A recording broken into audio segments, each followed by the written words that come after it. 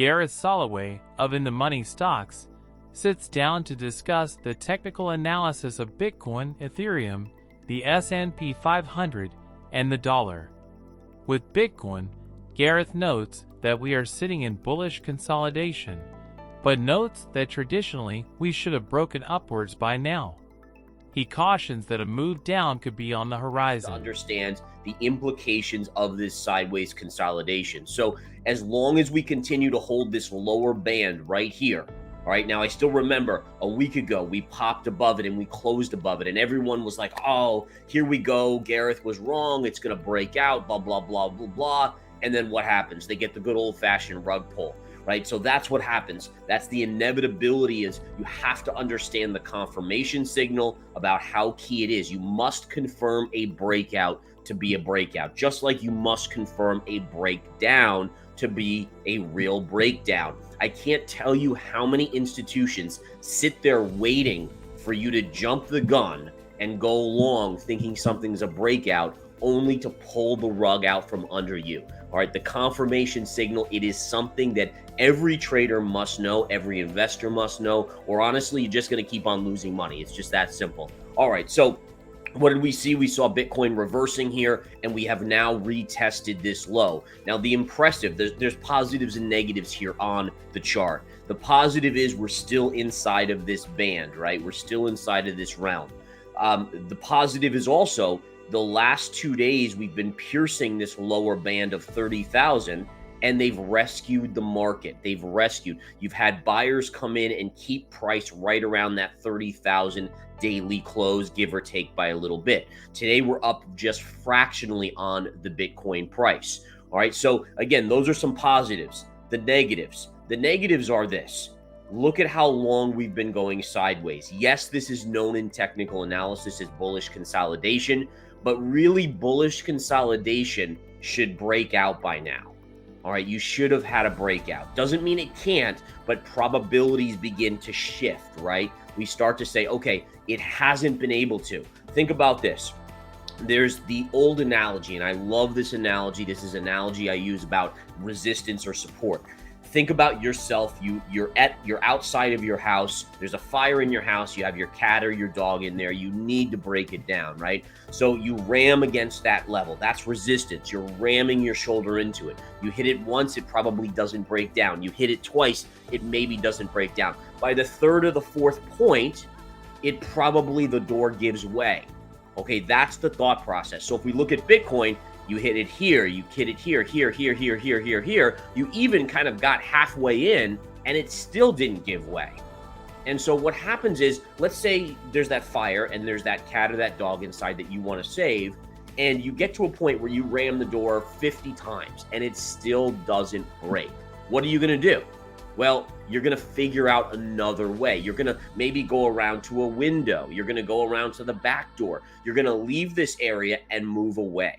And that's the thought process where if you can't break out after a certain amount of time, the path of least resistance is to, in this case, the downside. All right. So while the downside could be to the 27,000 area, the worst case scenario is the dreaded 12,000 area.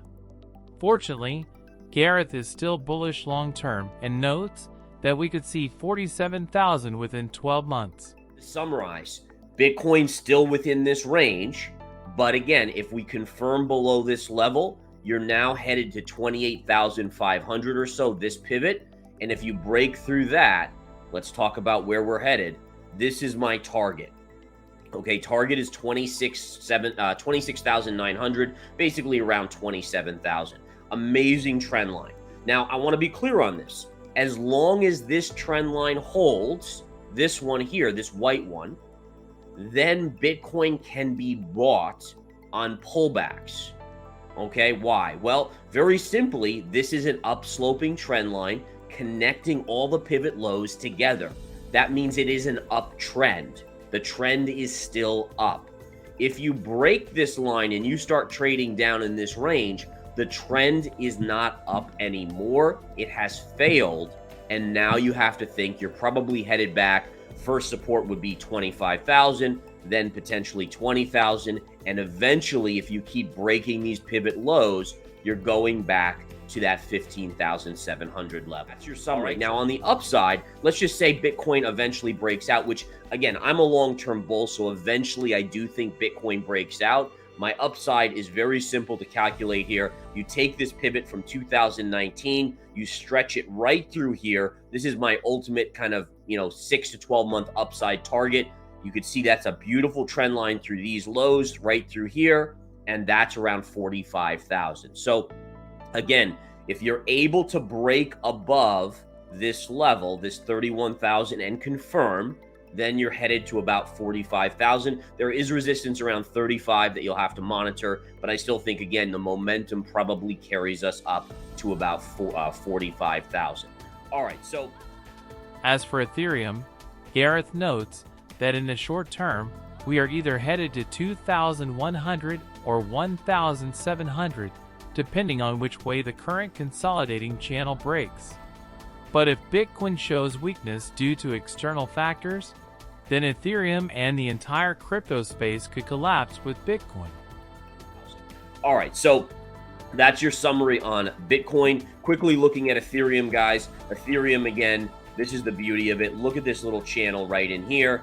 If this breaks, we head down to this level around $1,730, $1,740. If this area breaks, we're probably headed to this pivot high right up here at around $2,130. Now, one thing I want to say is, this is the beauty of it, guys.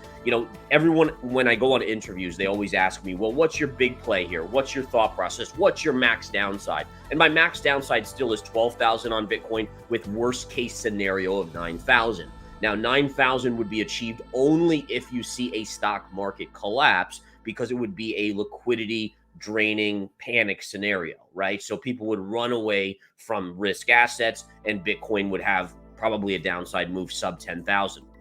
All right.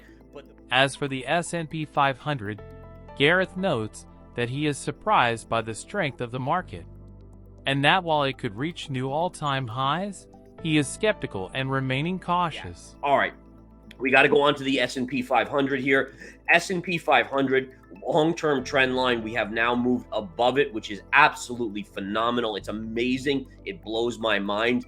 Every day I'm seeing data, economic data that shows a slowing economy, but the markets keep chugging higher. I've honestly been very surprised about the strength in the markets. If you look at money supply, if you look at a lot of other factors, there's a lot of factors, including economics, except for jobs. Jobs is the only thing that maybe we saw a crack on last month in the non-farm payrolls, but they've remained strong, and the consumer continues to spend pretty well.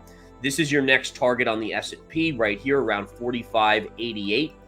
That's a pivot point right there, and that'll be your second well, there's a couple more pivots. If you get through that, we're until we get to the all-time highs. You have this pivot, then you have this pivot right here, and then eventually you have the all-time highs here. Is it possible the S&P goes to the all-time highs? It's possible.